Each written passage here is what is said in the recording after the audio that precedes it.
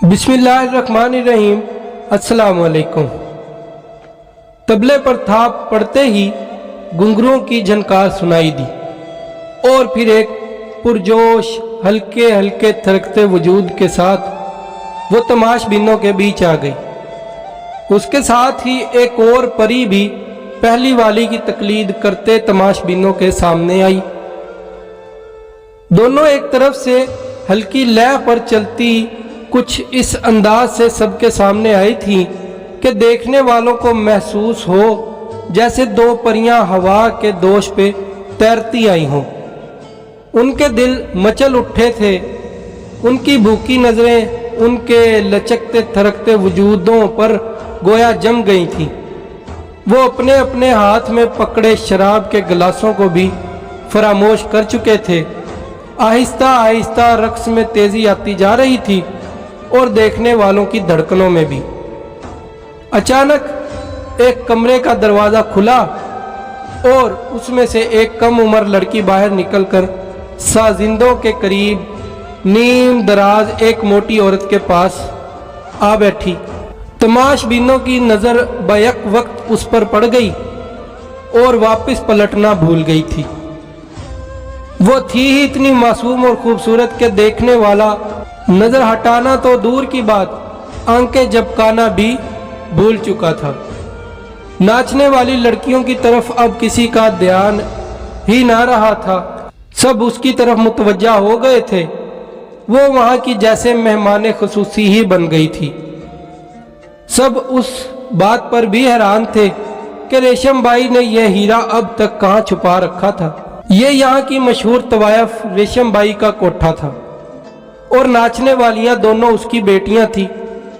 बड़ी महरो निसा, उससे छोटी ज़ेबुन निसा और अंदर से निकल कर आने वाली कम उम्र लड़की का नाम नूरुन निसा था।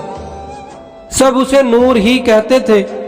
ये रेशम बाई की सबसे छोटी बेटी थी, मगर रेशम की पुरानी जानने वालियां कहती थीं कि नूर ज़ेब और महरू की तरह रेशम बाई की सगी औलाद नहीं है। ये रेशम बाई को कहीं और से मिली थी। कहाँ से मिली थी और कैसे मिली थी, ये उन जानने वालियों को भी नहीं पता था। उड़ती उड़ती ये बातें रेशम बाई के कानों तक भी पहुंची थी, जिसके जवाब में उसका कहना था, ऐसा कहने वालियां असल में नूर के हुस्न से जलकर कहती हैं, क्योंकि उनमें से किसी के पास भी नूर जैसा हीरा नहीं था। ये बात भी सच थी और रेशम बाई को इस बात पर फख्र था कि नूर जैसा हीरा उसके घर में है। रेशम बाई की मुस्तकबिल की बहुत सी उम्मीदें नूर से वाबस्ता थीं। वो उसे अपने आने वाले बुढ़ापे के लिए तैयार कर रही थी। रेशम बाई ने कोठे पे आने वाले किसी भी शख्स को आज तक नूर की भनक भी नहीं पड़ने दी थी।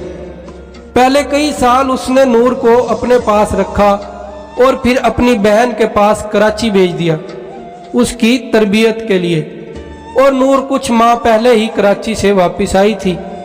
आज नूर का अचानक कमरे से निकल कर आना रेशम बाई के ही मंसूबे का हिस्सा था। आज की महफिल में बड़े बड़े सियासतदान, ब्यूरोक्रेट्स और शहर के मारूफ ताजर थे। ये सब पहले भी यहाँ आते रहते थे, मगर आज ये सब रेशम बाई के खास दावत पे आए थे। इस दावत का मकसद नूर को उनसे अचानक मुतारफ करवाना था। साजिंदों ने रेशम बाई के इशारे पर अपने अपने हाथ रोक लिए थे। रेशम बाई ने वहां मौजूद तमाशबीनों पर एक निगाह दौड़ाई। उसके होंठों पे फैली मुस्कुराहट उसका मकसद पूरा होना पता दे रही थी। उसने खूंखार कर गला साफ किया और वहां मौजूद लोगों से मुखातिब हुई। आप सब चाहने वाले हैरान होंगे, वो मुस्कुरा कर कह रही थी कि रेशम बाई ये हीरा कहाँ से लाई हो। उसने रुक कर जरा तौक़ुफ़ किया और बोली, ये नूरुन निसा है, मेरी सबसे छोटी बेटी। उसने अपनी बात मुकम्मल करके तमाशबीनों पर एक नज़र डाली। वहाँ मौजूद लोगों की मिली जुली आवाज़ें उभरी, जिनका लुब्बे लबाब یہ تھا کہ نور کو دیکھ کر وہ حیران ہوئے ہیں اور خوش بھی ہیں، مگر ریشم بھائی سے گلہ ہے کہ اس نے اب تک نور جیسے ہیرے کی چمک دمک سے ان کو محروم کیوں رکھا تھا۔ ریشم بھائی کے چہرے پر پھیلی فاتحانہ مسکراہٹ اس بات کا ثبوت تھی کہ اس کا تیر عین نشانے پر جا کر لگا تھا۔ تو ویڈیو کو لائک، شیئر، کمنٹ اور چینل کو سبسکرائب لازم کر دیں، بیل آئیکن کو پریس کر دیں تاکہ آنے والی ہر ویڈیو کا نوٹیفیکیشن سب سے پہلے آپ کے موبائل پر آ سکے۔ اپنا اور اپنے پیاروں کا خیال رکھیے گا۔ اللہ کی امان میں، اللہ حافظ۔